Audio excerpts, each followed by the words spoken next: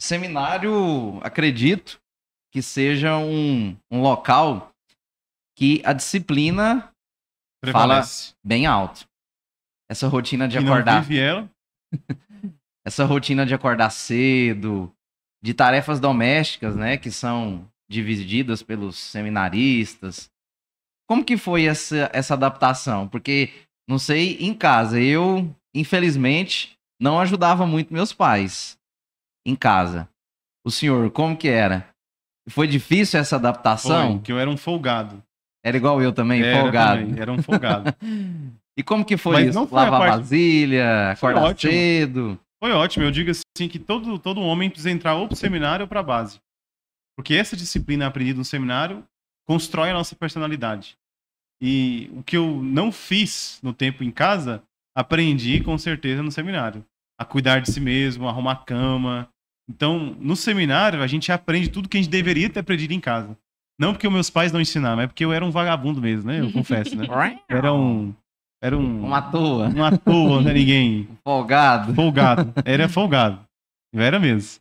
E aí no seminário não foi tão difícil assim não, porque, como eu disse pra você, eu tinha feito a experiência de Deus. E eu sabia que e isso era bem forte já, esse sentido de igreja, de abrir-se à vontade de Deus que se manifesta através da vontade da igreja. E era muito claro pra mim que o que era pedido no seminário era um pedido do próprio Jesus pra mim. Então eu sempre via a regra, a disciplina, os horários, os trabalhos, como se o próprio Jesus estivesse falando: olha, a minha vontade se realiza quando você faz a vontade do seminário. Instrumento Então, de santificação também, né? cumprir o dever é fazer a vontade de Deus. Então a minha santificação estava exatamente no cumprimento do dever do seminário. Mas com certeza foi uma ruptura.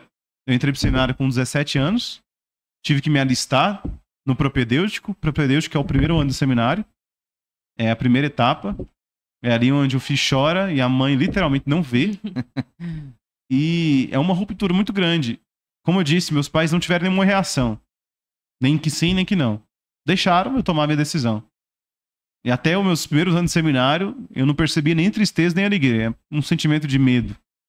E até a família e os amigos pensavam: é uma coisa temporária. Ele é novo, ele vai sair. Mas na minha cabeça não. Deus me chamou para ser padre e eu vou ficar até o fim. Custe o que custar, doa o que doer, faça chuva, faça sol. Só saio daqui se me mandarem embora. Porque se ele me chamou, só ele pode me tirar. Eu tinha essa convicção. E estava, com certeza, meus formadores não vão deixar eu mentir, aberto a tudo que foi me pedido. Porque tinha muita coisa a ser modelada, era uma pedra bruta, era uma pessoa... Até hoje somos... Não digo que eu estou realizado e arrumado completamente como ser humano. Preciso melhorar muito. Na verdade, a nossa construção, ela demora a vida inteira. Até o último dia de nossas vidas, precisamos crescer e mudar em alguma coisa, amadurecer a nossa visão de mundo. Precisamos estar sempre atentos a isso, né? O nosso crescimento, ele nunca para. Então, no seminário, a gente dá de cara com os horários, com a disciplina. E eu sempre tive muita dificuldade de acordar cedo. Mas graças a Deus, no seminário, nunca tive problema com pontualidade, com horário de nada, sempre foi muito pontual. Durante 10 anos que eu fui no seminário, eu devo ter me atrasado 3 vezes pra capela, no máximo. 3 vezes assim, ainda muito. Sempre fui muito pontual. Também porque eu era músico e eu precisava chegar mais cedo pra escolher as músicas. Fui sacristão um tempo. Então, o tempo de seminário foi muito bom, mas os primeiros anos são muito difíceis. Então, a minha turma era 14, e já esses 14, no primeiro dia, já saiu um. No primeiro dia? De 14, entrou 13. No primeiro mês, saiu um. Foi saindo. Foi saindo aos poucos.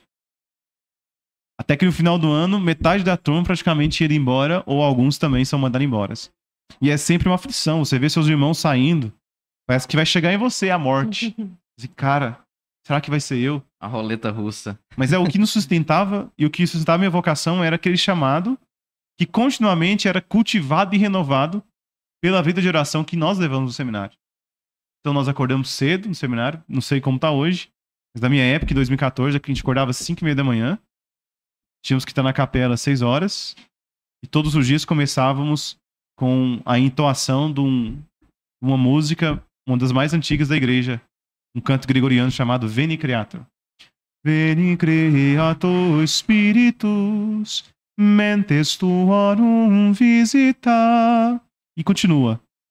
Na verdade, essa música é uma sequência, uma música que clama ao Espírito Santo, que era uma tradição, inclusive acho que até hoje no seminário, pedindo que o Espírito Santo ilumine o nosso dia e tudo façamos segundo a inspiração do Espírito Santo. Então começávamos ali com o Espírito Santo, fazíamos o Ângelus, oração inicial, e começávamos logo a meditação. Então era 30 minutos de meditação. E como as pessoas sentiam muito sono, e eu inclusive também, descobri uma técnica para não dormir. Eu escrevia tudo o que eu rezava. Então eu tenho até hoje guardado no meu quarto vários cadernos do tempo do seminário. Eu nunca peguei eles. Então eu tenho muitas homilias escritas, né? Então antes de me tornar padre, eu por 10 anos escrevia as homilias, né? Eu sempre, desde o primeiro dia de seminário, já pensando quando eu fosse padre. Eu já escrevia pensando. Quem o faz que o eu folheto iria. diocese, ó, já pode parar ali na casa paroquial, aproveitar. Tem um estoque de homilias. Reflexões. Mas nunca olhei uma homilia passada? Interessante isso. Eu nunca peguei a homilia passada, nem do tempo do seminário, meditação, para fazer as homilias de hoje. Sempre é diante do Santíssimo. Mas a gente vai chegar a isso depois, né? Se der tempo. A gente pode gravar uma segunda parte do podcast. E começávamos a meditação e eu li o Evangelho e nós aprendemos já desde o começo como fazer a Lexio Divina. Então desde cedo a gente aprendeu no seminário a como ler a palavra de Deus. Então a gente leu o Evangelho uma vez, leu uma segunda vez e na terceira vez lê pausadamente. E aí a palavra que mais te marcar, você para nela. Por exemplo, se fosse o Evangelho do Pão da Vida e o versículo que chamasse a sua atenção fosse aquele: o meu corpo é verdadeiramente uma comida e meu sangue verdadeiramente uma bebida. João capítulo 6. Não sei o versículo de cor. Então eu ficava naquele versículo, e a Lexio Divina é isso.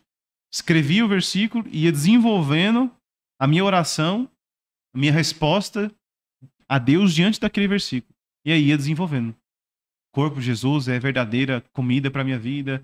Se eu me afastar da Eucaristia, minha alma morre. E aí ia escrevendo. Uma homilia, ao mesmo tempo uma oração pessoal. E acabava, e depois da meditação e da oração, a gente faz a contemplação. A gente contempla aquilo que nós rezamos e levamos para a oração o que nós contemplamos. Então a gente começava a fazer a oração das laudes, às vezes com a missa, e depois da missa o café da manhã, aulas, depois o almoço, e aí entra o café. Então era tudo cronometrado nós temos no seminário. A gente acorda, vai rezar, toma café 7 horas, tem a escala da louça e já começa aí a disciplina. Então, terça, quarta e sexta estão no café da manhã, e não só no café, mas especificamente eu estou lavando a louça. Na outra semana eu estou enxugando a louça.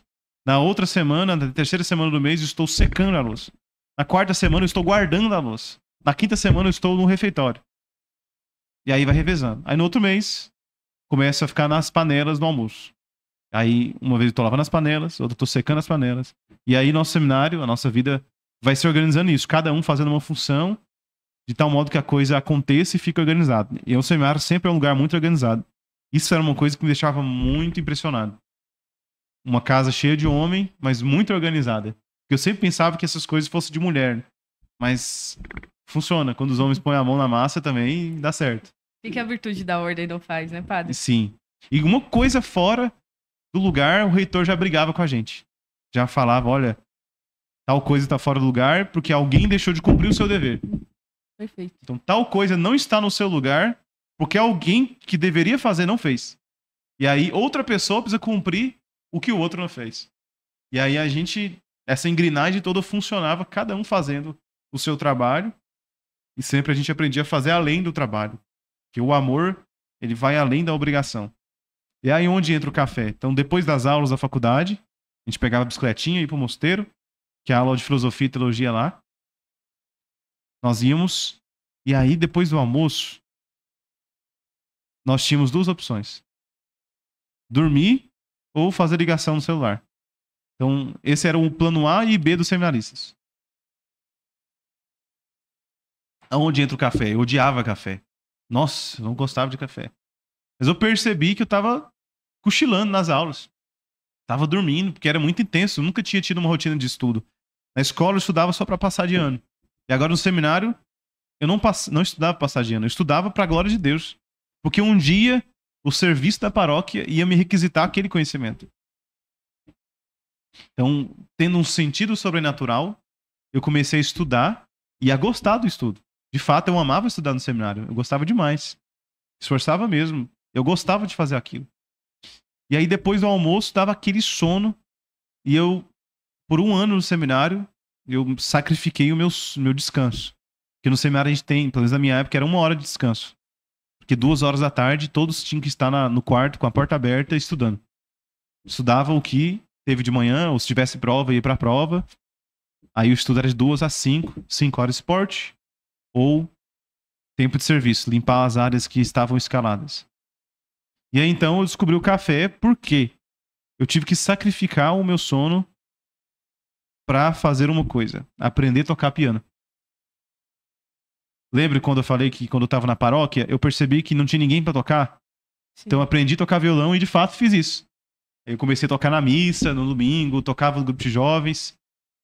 O que eu aprendi, de fato, serviu para o que eu pretendia fazer, que era servir a Deus. O meu sonho era tocar violão para servir a Deus. E, de fato, isso realizou. Em pouco tempo tocando violão, já tocava no grupo de jovens, tocava nos encontros, tocava na missa, tocava em novenas, tocava em terços, era muito requisitado. Então, eu usei muito desse dom que Deus me deu e também porque eu aprendi.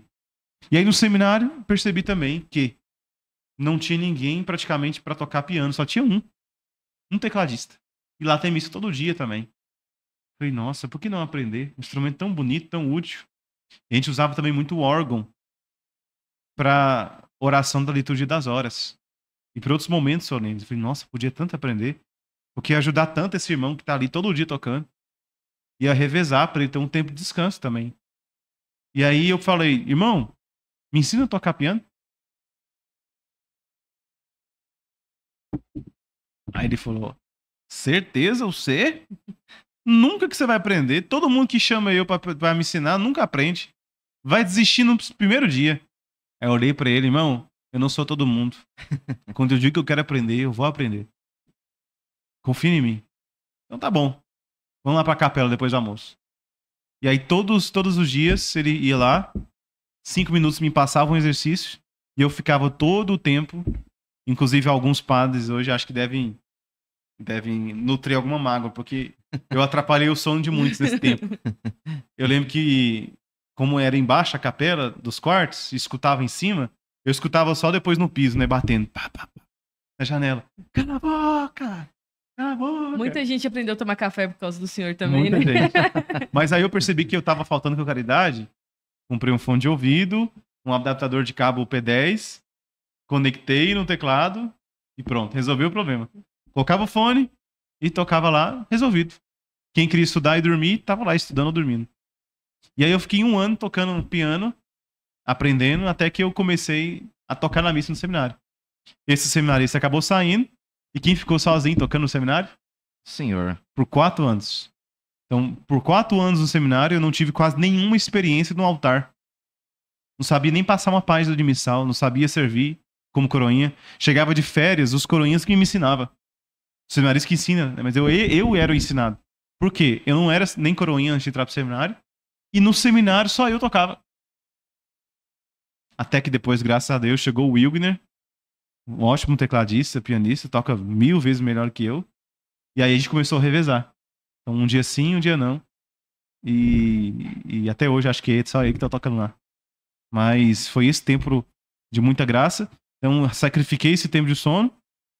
Mas aí no outro ano eu comecei a praticar o famoso soneca depois do almoço. 30 minutos que salvava todo o meu tempo de estudo.